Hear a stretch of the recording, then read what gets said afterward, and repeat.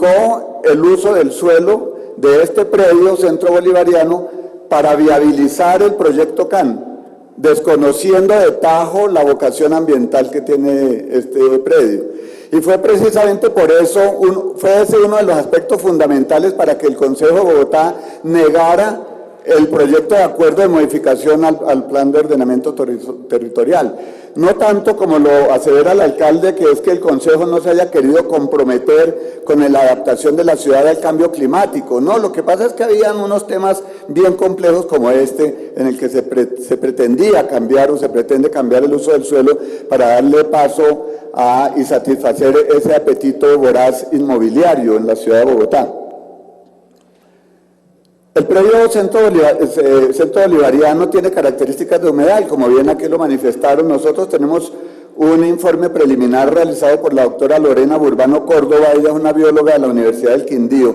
Es un estudio que nos hizo para este tema en julio del 2014, el año pasado, y entre las conclusiones dice lo siguiente: tiene un aproximado de 4.180 metros cuadrados de área inundable, con abundante junco fino o junco de estera, y presencia de cortadera, además de la presencia de ranas. La presencia de comunidades emergentes en la zona respaldan que la zona de estudio sea un humedal. La zona de estudio presenta morfología de un humedal. Existe una aparente riqueza alta de especies. Es decir, que a los técnicos y científicos que hemos consultado nos han dicho eso es un humedal. Para todos es un humedal, menos para la Secretaría Distrital de Ambiente, que dice que no es un humedal, y para el doctor Andrés Escobar, gerente de la Agencia Nacional, que dice que eso es un potrero, y que por qué nos empeñamos tanto en defender ese potrero, que ahí no hay vida. No, sí, ahí hay vida, y está demostrado. Los predios de la Universidad Nacional, el edificio Uriel Gutiérrez, Unidad Camilo Torres y Hospital Santa Rosa, en el decreto 190 que rige actualmente en Bogotá, está establecido como servicios de administración pública y complementarios. Ese es el uso del suelo. En la propuesta del alcalde Petro, el decreto 364 lo convierte en un área de integración para uso residencial, dotacional, convencional, de industria de bajo y mediano impacto, es decir, para abrirle la puerta a la construcción allí y el desarrollo del proyecto CAN, doctora Ángela Robledo, cuando realmente esto está establecido para dar servicios de administración pública y complementarios. A pesar que en su artículo 520 el decreto suspendido, el 364, hizo una especie de salvedad cuando dice en el parágrafo quinto: la Universidad Nacional de Colombia definirá si él o los predios bajo su administración que se localizan por fuera del bien de interés cultural de la ciudadela universitaria harán parte del proyecto Ciudad CAN o se incorporarán al ámbito del plan de regularización y manejo adoptado mediante la resolución 279 de la Secretaría Distrital de Planeación. No obstante esa previsión, y no obstante que la resolución 141 de 2014 de la Secretaría Distrital de Planeación establece en el parágrafo del artículo segundo que la Universidad Nacional de Colombia con posterioridad podrá decidir incorporar los referidos predios al proyecto Ciudad CAN. Lo cierto es que aquí queda latente el riesgo de incorporar los predios de la Universidad Nacional al proyecto CAN en cualquier momento. Hoy las directivas, pues afortunadamente han dicho no, nos vamos por el plan de regularización y manejo, pero las próximas directivas de la Universidad Nacional, ¿quién nos garantiza que no se vayan a valer de esta norma que les permite incluir estos predios en el proyecto CAN? Por eso nosotros creemos que es necesario cerrarle del todo el paso a esa posibilidad que sigue latente. En cuanto a los barrios La Esmeralda y Salita del Greco, que están contemplados como vivienda en el actual POT, quisieron ser cambiados por área de proximidad en el caso de La Esmeralda y área de integración en el caso del Greco, que permiten residencia dotacional, etcétera. Es decir, que habría una mezcla de uso del suelo, dañando totalmente la vocación que tiene estos barrios. Y el decreto 488 de 2013, dice, por el cual se reglamenta el artículo quinto del decreto 4184, los excluyó. Dice que los barrios La Esmeralda y Salita del Greco, las intervenciones se circunscribirán en forma exclusiva a las necesarias para mitigar los impactos negativos, etcétera. Esto en primer lugar no es clara esta norma, es ambigua. Eso depende de la interpretación que cada quien le quiera dar, cómo se pueden intervenir los barrios. Pero además en la práctica realmente no están excluidos estos predios del proyecto CAN, por la sencilla razón de que el decreto 488 es reglamentario de un decreto ley y los decretos reglamentarios no pueden modificar de fondo los decretos que reglamentan. Entonces esto es insostenible ante una demanda jurídica. Nuestra propuesta,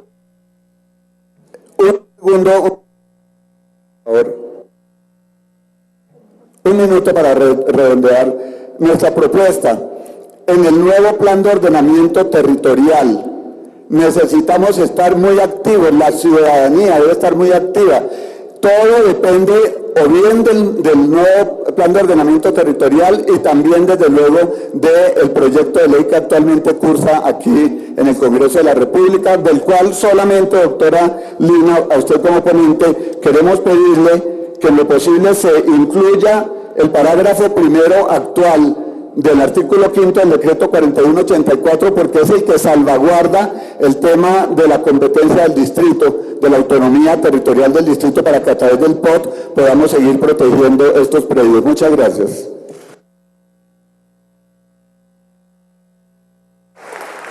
Agradecemos su intervención, honorable concejal Jairo Cardoso, experto en los temas de renovación urbana. A continuación, la señora Amira Amaya Torrado, quien está realizando interventoría en el Parque Metropolitano Simón Bolívar y está promoviendo también una iniciativa comunitaria.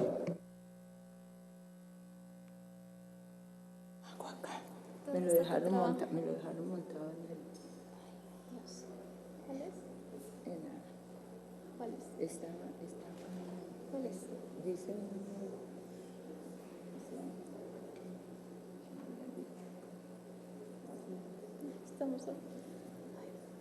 Si quieres, pásame la voz. No, yo no monto nada. Yo todo lo que tiro no hay nada guardado. ¿Dónde está la USB? Yo te la traigo.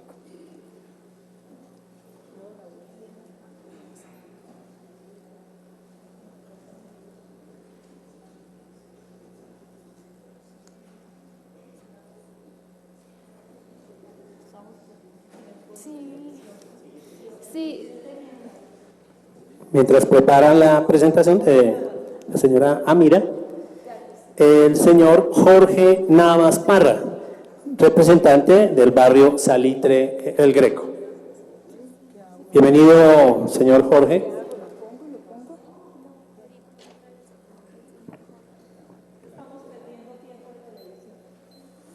Bueno, muy buenas tardes, honorables representantes, asistentes. Como se dice, ya solamente nos queda tiempo para ser breves. El barrio Salitre Greco es un barrio de aproximadamente 6.000 habitantes que tiene una existencia de algo así como 35, 40 años de construcción. Es un barrio que está catalogado dentro de la estratificación de Bogotá como un barrio de estrato 4, en el cual vivimos personas, en nuestra gran mayoría, de la tercera edad.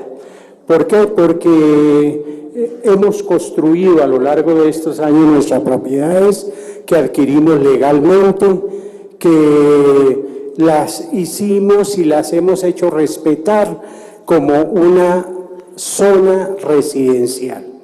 La lucha en estos años ha sido por la conservación del suelo como zona residencial, a pesar de los diferentes ataques y embates que se le han hecho desde el punto de vista comercial para muchos predios someterlos a actividades para los cuales no fueron creados. ¿Por qué consideramos que el barrio Salitre Greco no debe ser objeto de esta renovación? Sin querer decir que no entendemos que las ciudades tienen que progresar, que las ciudades tienen que crecer, pero el barrio Salitre Greco es un barrio, primero que todo, emblemático, un barrio insignia de la ciudad, que lo hemos conservado, que no hemos permitido durante estos 30 y más años que caiga en deterioro gracias al trabajo de los vecinos y de las vecinas. Por eso pensamos que este barrio debe conservarse como un barrio residencial. Respecto al lote de las 30 hectáreas, pensamos como bogotanos y como colombianos que a la ciudad no le sobra mantener un humedal, que a la ciudad no le sobra ampliar el Parque Simón Bolívar, que a la ciudad no le sobraría tener un centro cultural para desarrollar diferentes actividades, pero un centro cultural que sea pensado con base en la conservación del medio ambiente. Por estas razones, honorables representantes, queremos decirles muy brevemente que, como lo señalaban los profesores y colegas de la Universidad Nacional, el barrio Salitre Greco tampoco está en venta y ahí permaneceremos. Muchas gracias.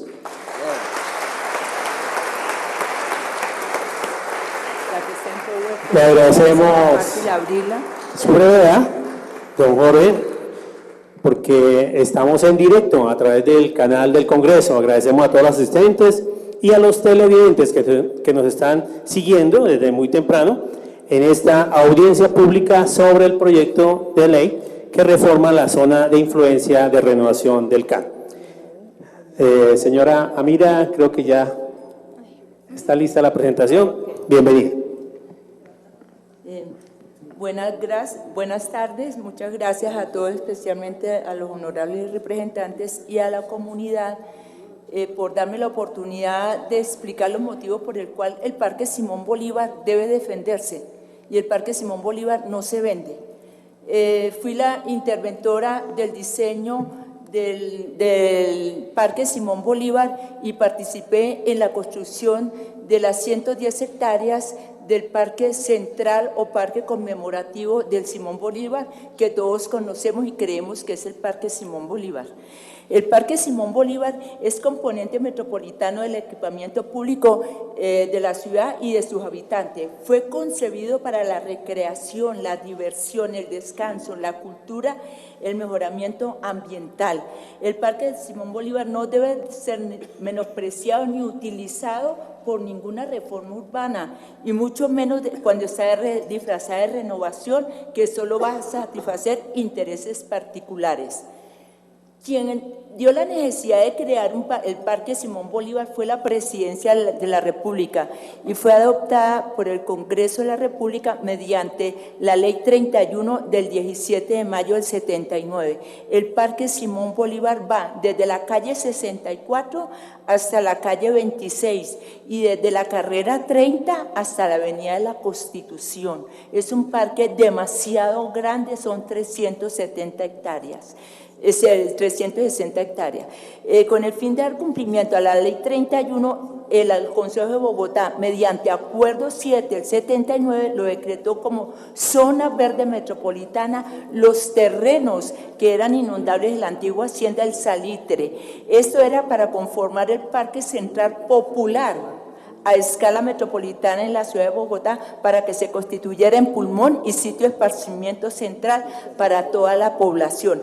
Por lo tanto, estos predios adquieren el carácter de bien de uso público, los cuales son inalienables, inembargables e imprescriptibles. Los terrenos de la hacienda del Salitre, a los cuales hace mención, son los terrenos que el señor José Joaquín Vargas le heredó por testamento al Hospital San Juan de Dios y a 4 entidades más de beneficencia. Estas entidades desafortunadamente fueron liquidadas por el iliquidez económica cuando eran propietarias de 1.400 hectáreas de Bogotá. El predio heredado tiene un área de 2.200 fanegadas, o sea, 1.408 hectáreas. La beneficencia Cundinamarca se apropió de los predios con una supuesta falsa tradición, y fuera de eso los vendió. En el folio de matrícula inmobiliaria 6264 se observa muy claramente que el predio, el área del polígono no está cerrado, que solamente aparecen dos entidades beneficiarias como son el Hospital San Juan de Dios y el asilo para los niños. Las otras tres entidades no aparecen en el folio. Lo más grave de todo esto es que dice que el folio 6264, que son 22.000 fanegadas, es agregado del folio 507, que apenas son 120 metros cuadrados. Dese en cuenta la falsedad de esos documentos. Además, en estos folios se observa en la primera anotación que el predio lo adquiere el Hospital San Juan de Dios por donación que le hace el JJ Vargas. ¿Ahí? Lo que le hace JJ Vargas. ¿Se apagó? No, siga. Le hace JJ Vargas. Sin embargo, en la segunda anotación se observa que la beneficencia de Cundinamarca se lo vendió a la nación sin ninguna resolución ni nada que amerite por qué la beneficencia de Cundinamarca se apropió de los predios. Posteriormente, el gobierno nacional crea el comité que establece el Parque Simón Bolívar, para que controle y ejecute los proyectos del Parque Simón Bolívar. Cabe destacar que ninguno de los predios que conforman el Parque Metropolitano Simón Bolívar en su folio de matrícula inmobiliaria han sido afectados como bienes de uso público, y ni como parque metropolitano, ni como zona verde metropolitana. Estos predios siguen siendo bienes fiscales, sujetos a que cualquier entidad pública los vaya a urbanizar y los entregue, como dice el artículo 245 de la ley 1735, que dice que deben entregarse. ¿Sí? No. Sí. Entonces, tenemos que el proyecto del Plan Maestro del Parque Simón Bolívar efectivamente no se construyó. Vemos que en el Parque Simón Bolívar con el decreto 190 se dice que es parte de la estructura ecológica principal. El Parque Simón Bolívar se concibe en todas sus áreas como un parque recreativo, lo que es conocido como Parque de los Novios. Ese parque en ningún momento se construyó, se realizó, y contrariando lo que es la vocación del Parque Simón Bolívar, que es un parque popular para toda la ciudadanía bogotana. El parque tiene un restaurante que es explotado económicamente por particulares. En el parque popular, que era para actividades populares, tampoco se ejecutó. Pero ¿qué pasó? Como en el parque que era deportivo se los entregaron a compensar para construir su propia entidad y toda su caja de compensación, se tuvieron que construir actividades que eran en ese sector. Además, lo que es la cancha, hay actividades que desarrollan ahí que son explotadas por particulares, como son, como son el parque, otras actividades. Vemos que en el parque del Salitre, la parte deportiva se la entregaron totalmente a compensar. El parque de los niños se lo entregaron a la persona más rica del mundo, que es Carlos Slim, quien los está explotando económicamente. Sisi Aquapar y el otro parque deportivo son explotados por Carlos Slim. Todos estos proyectos del Parque Simón Bolívar se están privatizando, los predios se están privatizando. El predio del Humedal Salitre del Greco se cometió un error. La beneficencia de Cundinamarca, en su folio de matrícula inmobiliaria, figura que mediante escritura pública ya se lo entregó a la empresa de renovación urbana departamental. Estos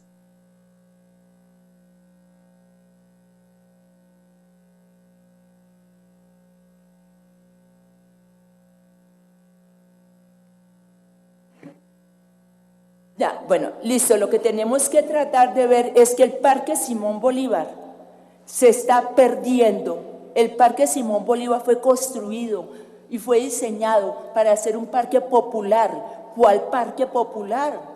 ¿Quién se mete a los proyectos del Parque Simón Bolívar si son demasiado costosos? La gente no tiene acceso al Parque Simón Bolívar.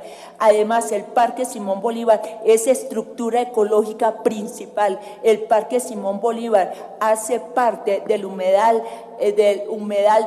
del Salitre y que interactúa con el río Bogotá. No podemos permitir esto, y mucho menos que en el componente, en el lote que antiguamente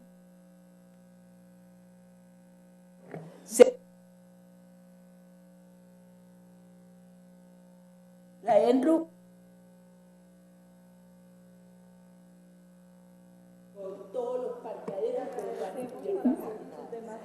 Gracias, señora Amira.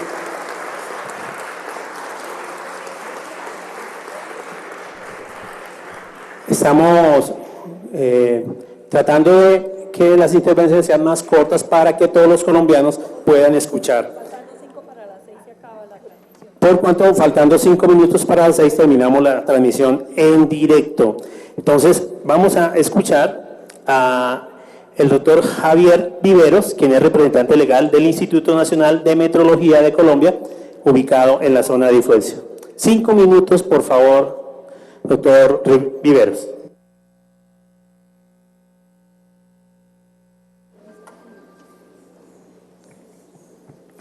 Bien, antes que todo, buenas tardes para todos.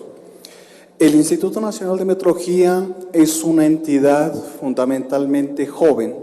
Llevamos operando no más de 3, es nuestro 4º año de operación, y fuimos creados mediante el decreto 4175 de 2011. La historia nuestra como institución no es muy conocida aquí en Colombia. Fundamentalmente somos el punto de referencia de la totalidad de las mediciones de calidad que adelanta el país. Somos también fuente de la hora legal colombiana y tenemos los laboratorios de referencia metrológica a nivel nacional. En este sentido, nos hemos visto afectados dentro de este proceso en el CAN en la siguiente estructuración. El edificio que estamos hablando es un edificio muy pequeño, comparativamente cuando hablamos con las áreas de las otras entidades o de los otros afectados. Somos una entidad que fundamentalmente tenemos un área de 3.366 metros cuadrados. Cuando pensamos en eso, estamos hablando de una edificación que tiene no más de 60 metros, entre 58 y 60 metros por cada uno de sus lados. Es una entidad pequeña, es un edificio, pero que ha sido construido a lo largo de los años con cooperación fundamentalmente de la República Federal Alemana. Estamos hablando que inició su construcción entre 1992 y 1996. Cuando se construyó este edificio de laboratorios, se hicieron algunas adecuaciones técnicas que no son comunes a ningún otro edificio dentro de la zona del CAN. Estamos hablando que en el caso particular de la cimentación, para la independización de los laboratorios de masa, fue requerido adelantar una base de 35 metros de profundidad en la cimentación para separar la estructura del edificio de las vibraciones locales. Cuando vemos lo que es el edificio como tal, son 5 pisos dedicados fundamentalmente a laboratorios, con un total de 7.473 metros cuadrados dedicados a laboratorios de metrología. Es un edificio, cuando uno lo mira contextualmente hablando, un edificio extraño dentro de la zona del CAN, porque todas sus paredes están recubiertas de piedra caliza, precisamente para aislarlo térmicamente de la afectación solar. Cuando hablamos de lo que es la constitución del edificio, hablamos de que internamente tiene 6 pisos, de los cuales fundamentalmente 5 están dedicados al laboratorio. Es decir, tenemos 5.380 metros cuadrados dedicados fundamentalmente a laboratorios. Cuando vemos lo que fue la inversión entre 1992 y 1996, que fue adelantada en dinero por el Estado colombiano y la estructura del diseño por la República Federal Alemana, hablamos de $5 millones de esa época. Cuando hablamos de lo que ha sido la inversión reciente de la institución, hablamos que en los laboratorios de metrología química, que fundamentalmente llevan solamente 2 años de desarrollo a nivel nacional, En este momento tenemos cerca de 5.600 millones de pesos invertidos y con un proceso de climatización este año de 1.600 millones adicionales, para un total de 7.200 millones invertidos entre 2013 y 2015. Cuando avanzamos en ese mismo sentido y queremos ver cuál ha sido el valor total de la inversión que hemos realizado como colombianos al día de hoy en esta institución, hablamos de 51.500 millones de pesos, es decir, cerca de un total de 17.2 millones de dólares hoy. Cuando pensamos acerca de lo que es la evolución de la metrología en esta institución, hablamos de una evolución de 23 años, que tiene reconocimiento internacional para las comparaciones por parte del país en todos los países que han firmado el convenio, la Convención del Metro. ¿Cuál es la afectación si permitimos que esto suceda, si permitimos que se afecten estos 17.2 millones de dólares al día de hoy? Retrocedemos en el proceso de construir la infraestructura nacional en más de 23 años. Afectamos lo que es el aseguramiento de la calidad de los productos colombianos, que son la fuente de la exportación nacional, y también afectamos directamente lo que es la protección del consumidor colombiano al no tener el punto de referencia nacional de todas las mediciones, lo que es la metrología a nivel nacional. La invitación es que nos unimos a esta solicitud, a este clamor de todos los que estamos aquí en esta sala, para poder modificar, para adelantar la modificación de esta ley, ¿sí? Y que nos permita seguir adelante con la operación, con este servicio público que presta el Instituto Nacional de Metrología el día de hoy. Gracias. Gracias, doctor Viveros, por su brevedad. Ya, doctora Lina, terminamos la intervención de todos los vecinos y habitantes residentes del sector. Va a intervenir ahora por parte del Gobierno Nacional el doctor Alfonso Cárdenas, director de Desarrollo Territorial del Ministerio de Vivienda. Agradecemos también la presencia de la doctora Juliana Peralta y el doctor Gabriel Adolfo Parra, quien desde temprano se han encontrado acá. Vienen delegados del vicepresidente de la República, el doctor Germán Vargas Lleras. Posteriormente hará su intervención la doctora Mónica Garzón Rodríguez. Vamos a, doctora Lina, creo que nos queda faltando una representante de la comunidad, la señora Leonor Moreno Ruiz. Si se encuentra la señora Leonor. Entonces le vamos a pedir el favor, señora Leonor, para que haga su intervención muy brevemente y luego daremos paso a las entidades, con lo cual podemos concluir esta importante audiencia sobre renovación del CAM. Muchas gracias. Buenas noches. Doctora Ángela, le entrego un documento que voy a resumir muy forzosamente, porque quería leerlo. Que le entrego el documento, doctora coordinadora, del trabajo que estamos ejecutando en este momento. Lo voy a resumir muy forzosamente, dado la falta de tiempo y la hora en que me ha tocado actuar. Se trata de lo siguiente. Hago una presentación. Soy Leonor Moreno, presidenta del Comité Pro Conservación del barrio Salitre Greco. En este sentido, hemos trabajado desde el año 2012, defendiendo el Centro Cultural Bolivariano. Y tengo que decir lo siguiente: revisado el documento anterior, o sea, la ponencia 018, se encontró que el argumento de base para su defensa radicaba en la presentación de una idea, comillas, existencia de un humedal en el terreno Centro Cultural Bolivariano, bautizado por Asovecinos Teusaquillo con el nombre de Salitre Greco por ser vecino a mi barrio. Afirmación hecha esta sin documento alguno oficial, técnico o de carácter científico que lo respalde. Sin embargo, el comité que sí investigó, el que yo presido, sí investigó, y tengo, ahí está incluida, la carta de la Secretaría Distrital de Ambiente desde el año 2012, con el estudio científico, con las fotografías, etcétera, en el que se dice que ahí no hay humedad. ¿Por qué digo esto? Porque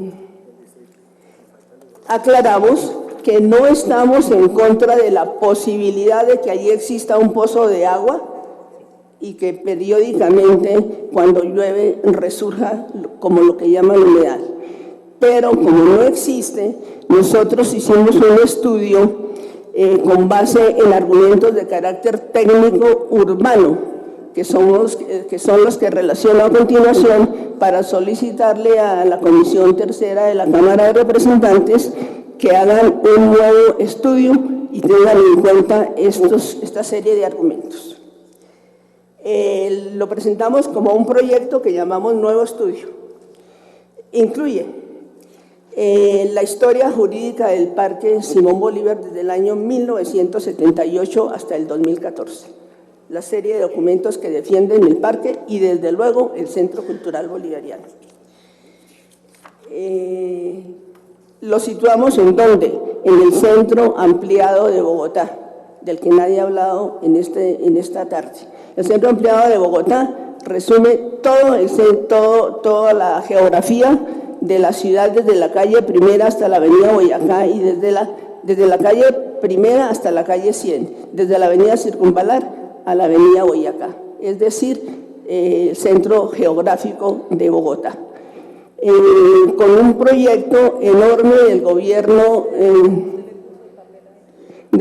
nacional, del gobierno departamental y del gobierno distrital sobre renovación y revitalización para la ciudad, con una serie de proyectos de enorme trascendencia para la ciudad y que van a movilizar una cantidad enorme de gente, de carros y de personal flotante, porque no va a ser una zona residencial, sino una zona con mezcla de usos.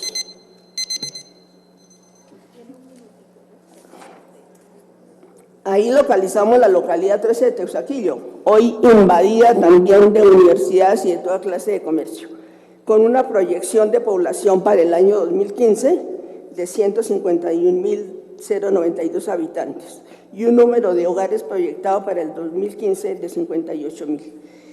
Ahí está el Centro Cultural Bolivariano. ¿Qué representa el Centro Cultural Bolivariano? Un espacio libre, un parque para disfrutar, un parque que creó la agencia internacional japonesa JICA hace 25 años con el gobierno nacional. Lo defendemos porque es el único pulmón de aire que le queda a la ciudad frente a la calle 26, que es el eje estructural también de Bogotá.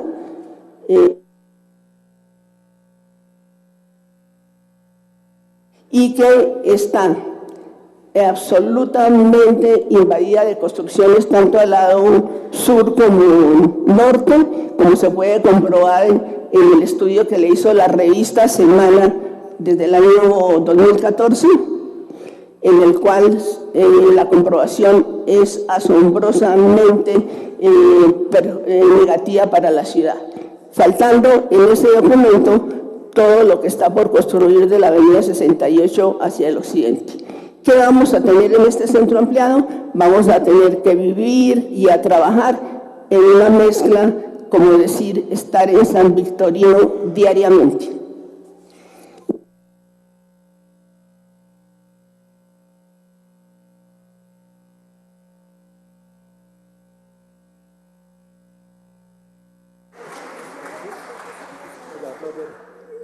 Gracias, señora Leonor.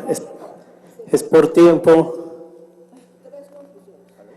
10 segundos, por favor, habilitémosle el sonido, por favor, en cabina. Se calcula que tal exceso de construcción sobre la avenida El Dorado significará para Bogotá en los próximos 20 años una población residente y flotante de aproximadamente 2 millones de habitantes, hecho que generará singularmente un incremento notorio de movilidad vehicular, humana y una nueva infraestructura y servicios para la ciudad.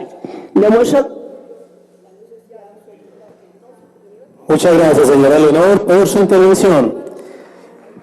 Llamamos al doctor... Vamos a invitar al doctor Alfonso Cárdenas, quien es director de Desarrollo Territorial del Ministerio de Vivienda. Viene en representación del Gobierno Nacional y de la Vicepresidencia de la República. Doctor Alfonso, bienvenido a la audiencia pública de renovación del CAN.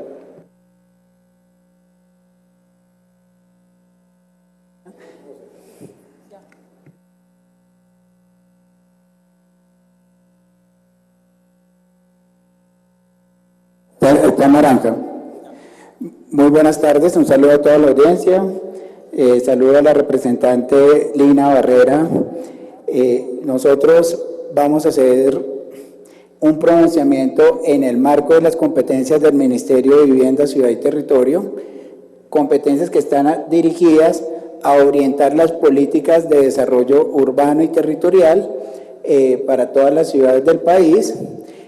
Dentro de este marco pues se encuentran los procesos de renovación urbana que se adelantan en todos los municipios, pero desde el Ministerio se dan los lineamientos generales para las actuaciones que deben tener en cuenta las entidades que realicen procesos de renovación urbana.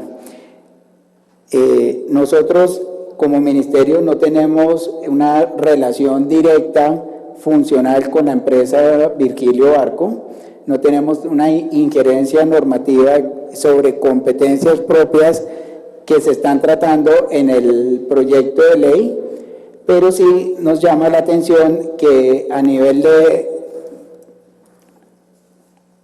del proyecto de ley, a nivel legislativo, se esté precisando aspectos propios que podrían ser de trabajo técnico en el proceso de estructuración de la operación de renovación urbana. Entonces, en esa medida no conocemos en detalle cómo se está realizando el proceso, pero siempre nos ha parecido desde el Ministerio que todas las actuaciones conexas y relacionadas con la operación urbana para optimizar y crear mayores mecanismos de articulación del sector CAN con la ciudad y podamos potenciar este sector como un desarrollo óptimo para la ciudad, pues son bienvenidas. Nos llama la atención en esa medida que se esté delimitando, porque vemos en la delimitación ampliada como está en este momento, una oportunidad para que precisamente se pueda intervenir o trabajar con las comunidades del área de influencia, como veo que en el proyecto de ley está los barrios La Esmeralda, las comunidades del barrio El Salitre, El Greco, predios de la Universidad Nacional, etcétera. Al quedar inmiscuidas estas áreas en el área de influencia del trabajo, puede ser una oportunidad para trabajar los impactos negativos y que se generen normas y lineamientos técnicos articulados con lo que la misma comunidad requiere y necesita para estos barrios. Pero es un tema que de todas maneras vemos que se debe adelantar en el marco del proceso de estructuración de la operación de renovación urbana.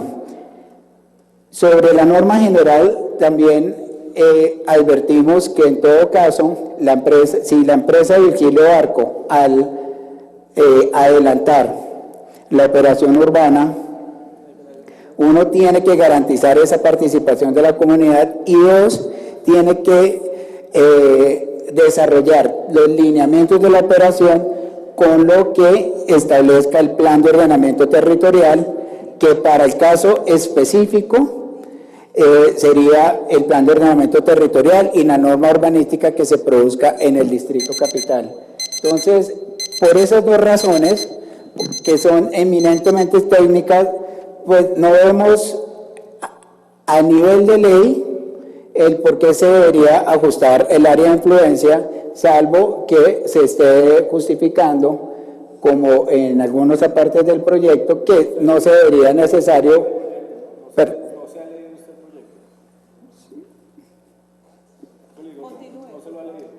Entonces, salvo que se esté demostrando que no se requieren esas áreas, pero pues aquí sí ya es de la autonomía del legislador que se tome la decisión. Creemos como ministerio que es un tema de competencia del plan de ordenamiento territorial y... ¿Qué le van a renovar ustedes a la Esmeralda? No, perdón, no.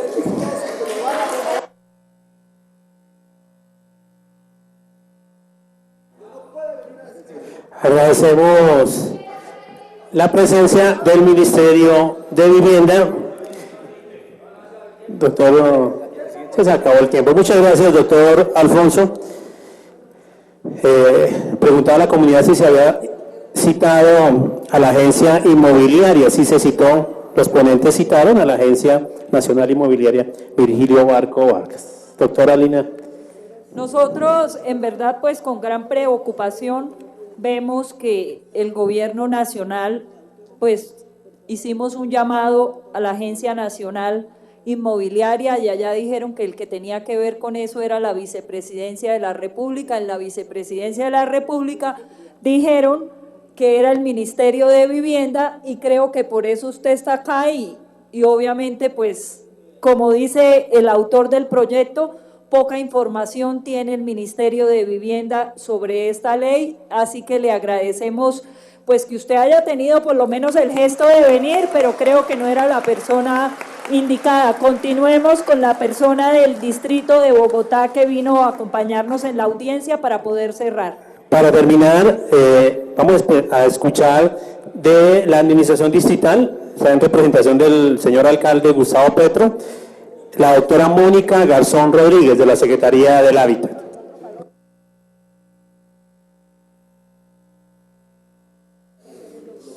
Buenas tardes a todos y todas.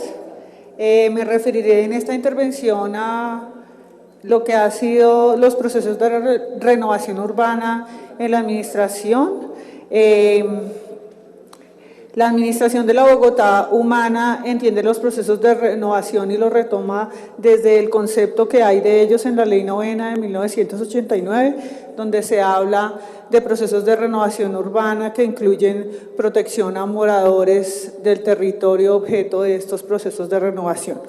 Posteriormente viene el decreto 190 del 2004, que es el POT, el Plan de Ordenamiento Territorial actualmente vigente. En este decreto de ordenamiento se señala la zona de tratamiento objeto de renovación urbana en dos modalidades, que son redesarrollo y revitalización, y por otra parte encarga una tarea al distrito de generar un decreto de incentivos a los moradores de estos territorios que son objeto de procesos de renovación urbana. Posteriormente viene la expedición del decreto 489 del 2012, que es el Plan de Desarrollo de la Bogotá Humana. Aquí en el artículo 22 se consagra el programa de revitalización del centro ampliado. Dentro de este programa de revitalización se señala un área indicativa para desarrollar de manera prioritaria este tipo de procesos en la ciudad. Dentro de estos pues tenemos proyectos emblemáticos como lo son el CAN y el proyecto de Plaza de la Hoja, que actualmente ya se encuentra construido. En esta apuesta por consagrar como una prioridad un área en el centro ampliado de la ciudad, la Bogotá Humana se la juega por hacer vivienda mejor localizada, con mayores soportes urbanos para la ciudad y para los habitantes, y también para evitar la gentrificación en este tipo de procesos, un proceso según el cual se expulsa a los moradores del territorio y pues los quedan a su suerte para buscar dónde pueden luego irse a vivir. Posteriormente viene la expedición del decreto 364 del 2013, que es la modificación excepcional del POT. Ahí se hizo pues el distrito en uso de sus facultades constitucionales, principalmente atendiendo el uso del principio de autonomía que tienen las entidades territoriales para ordenar su propio territorio. hace un cambio de uso a algunas de las zonas, dentro de eso la zona que contempla el proyecto Centro Administrativo Nacional CAN. Aquí pues se previó en la MEPOT que podía en los predios que son exactamente o concretamente que han venido siendo de uso dotacional, que se podría hacer mezcla de usos. ¿Eso qué quería decir? Que adicionalmente a tener una universidad en el mismo predio podía hacerse vivienda y mezclarse con otro tipo de usos. Esa era una posibilidad que traía MEPOT. Posteriormente, el MEPOT es declarado suspendido en abril del 2004 y pues volvemos al POT del año 2004, el decreto 190, en donde ya la mezcla de usos en dotacionales existentes no es una posibilidad, lo que afecta sustancialmente el proyecto del CAN y en parte justifica el hecho de que hoy se esté promoviendo esta modificación. Posteriormente, también desde el distrito se expiden decretos de incentivos para moradores en los procesos de renovación urbana. Se expidió el decreto 448 del 2014, que contiene unos incentivos concretos para las personas habitantes de estos sectores. Dentro de los incentivos contamos viviendas de reemplazo en los proyectos de renovación urbana resultantes, reconocimiento para aquellos moradores que tenían actividades comerciales, que las ejercían, se les hace una indemnización por sus ingresos.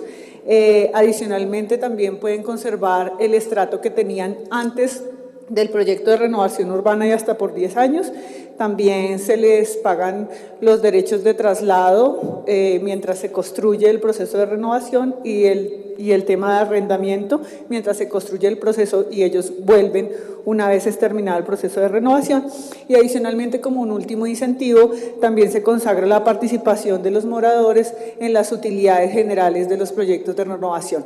En el distrito, con este modelo, nosotros volvemos a los moradores de los territorios, los volvemos socios en un proyecto en donde se quedan viviendo en la sesión.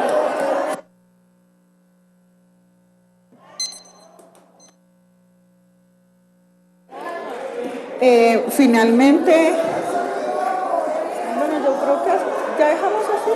Dejemos terminar la intervención, por favor. Les pedimos dejar terminar la intervención.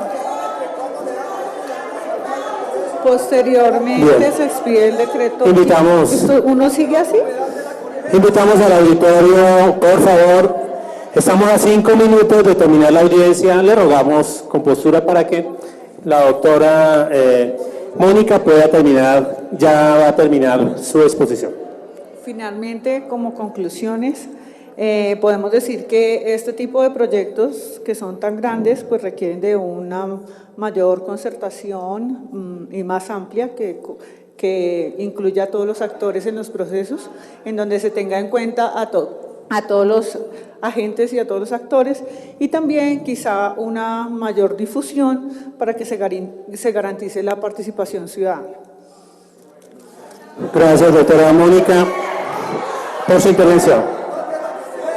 A todos los televidentes que nos han seguido a través del canal del Congreso, a todos los asistentes aquí en el auditorio del Salón Boyacá del Capítulo Nacional, muchas gracias. Este proyecto 041 va a seguir en trámite y precisamente los ponentes, la doctora Sara Elena Piedradita del Partido de la U, la doctora Lina María Barrera, representante del Partido Conservador, el representante Carlos Julio Bonilla y el representante a la Cámara por Bogotá, Carlos Eduardo Guevara del Movimiento Mira, les agradecen su asistencia, esperando que este proyecto se apruebe en defensa de todos ustedes. Muchas gracias.